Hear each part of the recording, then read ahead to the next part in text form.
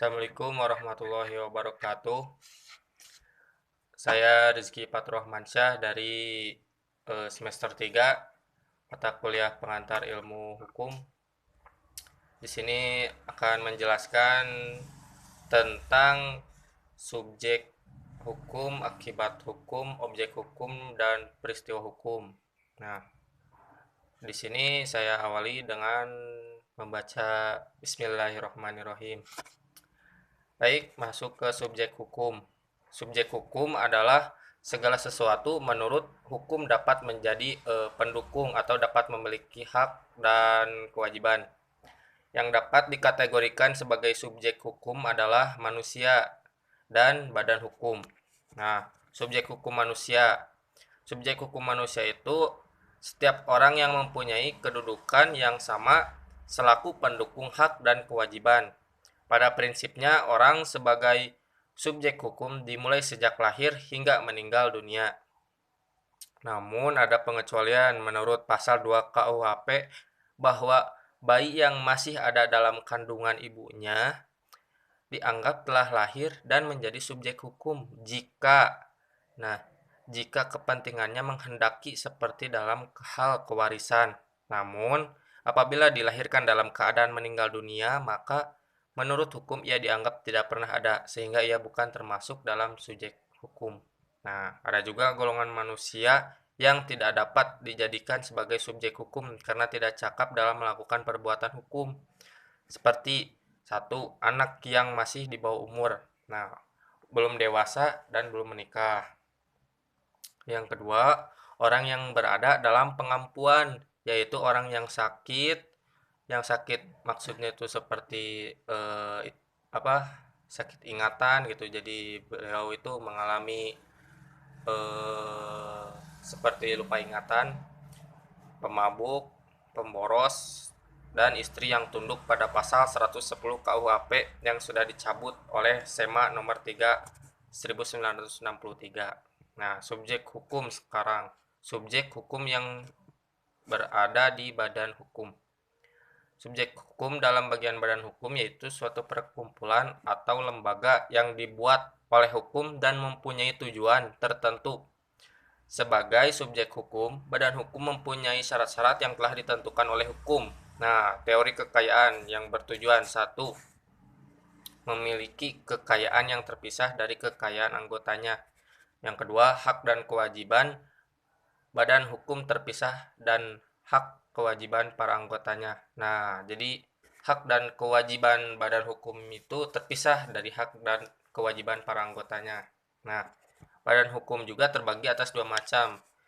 Satu, badan hukum privat seperti PT, koperasi, yayasan, dan sebagainya. Yang kedua, badan hukum publik seperti negara dan instansi pemerintah.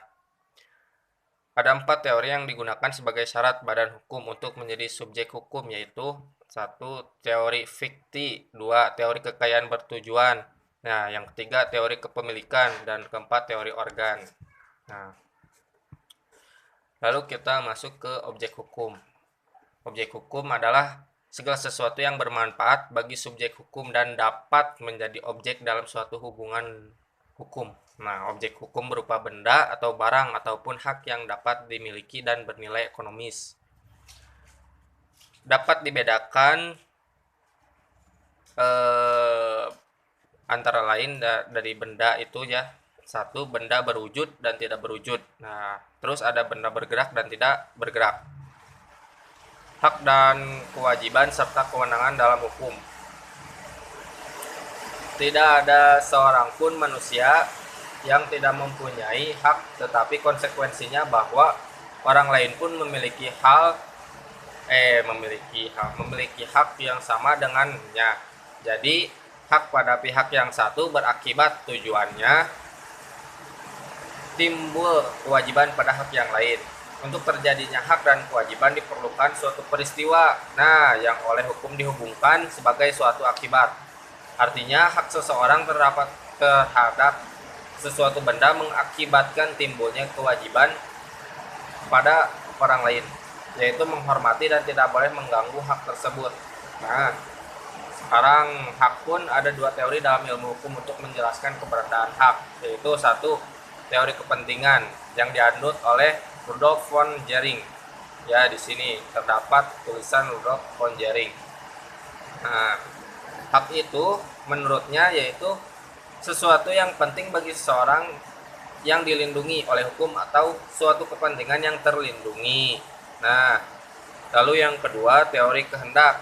Teori kehendak ini dikutip oleh Will's Match Theory adalah kehendak yang diperlengkapi dengan kekuatan dan diberi oleh tata tertib hukum kepada seseorang tersebut. Nah, seperti itu. Hak dapat timbul pada subjek hukum disebabkan oleh beberapa hal, yaitu adanya subjek hukum baru baik orang maupun badan hukum. Dua, terjadi perjanjian yang disepakati oleh para pihak yang melakukan perjanjian. Yang tiga, terjadi kerugian. Yang keempat, karena seseorang telah melakukan kewajiban yang merupakan syarat memperoleh hak. Nah, yang kelima, terjadinya daluarsa. Nah, daluarsa. Hapusnya suatu hak menurut hukum dan dapat disebabkan oleh empat hal, yaitu satu, apabila pemegang hak meninggal dunia dan tidak ada pengganti atau ahli waris yang ditunjuk baik oleh pemegang hak maupun ditunjuk oleh hukum. Nah, yang kedua, masa berlakunya hak telah habis dan tidak dapat diperpanjang lagi. Yang ketiga, telah diterimanya suatu benda yang menjadi objek hak. Dan yang keempat, karena daluarsa. Nah, setelah itu kita masuk ke peristiwa hukum. Peristiwa hukum adalah semua kejadian atau fakta yang terjadi dalam kehidupan masyarakat yang mempunyai akibat hukum. Contoh seperti perkawinan, jual beli, dan sebagainya. Peristiwa hukum dapat dibedakan menjadi satu, peristiwa hukum karena perbuatan subjek hukum, yaitu suatu peristiwa hukum yang terjadi akibat perbuatan hukum, contohnya pembuatan wasiat atau hibah. Nah, yang kedua, peristiwa hukum yang bukan perbuatan subjek hukum atau peristiwa hukum lainnya, yaitu peristiwa hukum yang terjadi dalam masyarakat yang bukan merupakan akibat dari perbuatan subjek hukum, misalnya kelahiran atau kematian. Nah, lalu kita di sini memasuki ke akibat hukum. Nah, akibat hukum itu adalah akibat yang diberikan oleh hukum atas suatu peristiwa hukum atau perbuatan dari subjek hukum. Ada akibat hukum dalam akibat hukum ini dapat dibedakan menjadi tiga macam, yaitu satu, akibat hukum berupa lahirnya, berubahnya, lenyapnya suatu keadaan hukum tertentu, misalnya usia 21 tahun, melahirkan suatu keadaan hukum baru dari tidak cakap bertindak menjadi cakap bertindak, atau orang dewasa yang di bawah pengampuan melenyapkan kecakapan dalam tindakan hukum.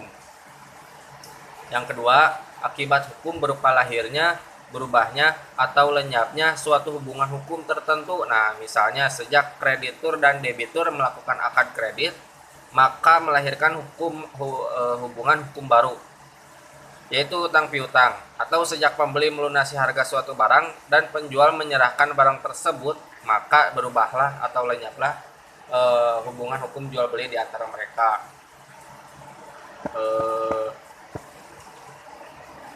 Dan yang ketiga, akibat hukum berupa sanksi yang tidak dikehendaki oleh subjek hukum. Sanksi dari suatu akibat hukum berdasarkan pada lapangan hukum. Nah, pada lapangan hukum itu pun dapat dibagi lagi menjadi dua. Satu, sanksi hukum di bidang hukum publik. Dua, sanksi hukum di bidang hukum privat. Nah, seperti itu.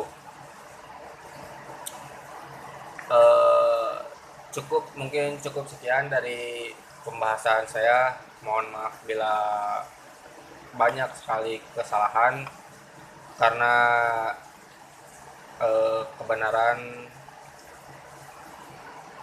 sudahlah. Assalamualaikum warahmatullahi wabarakatuh.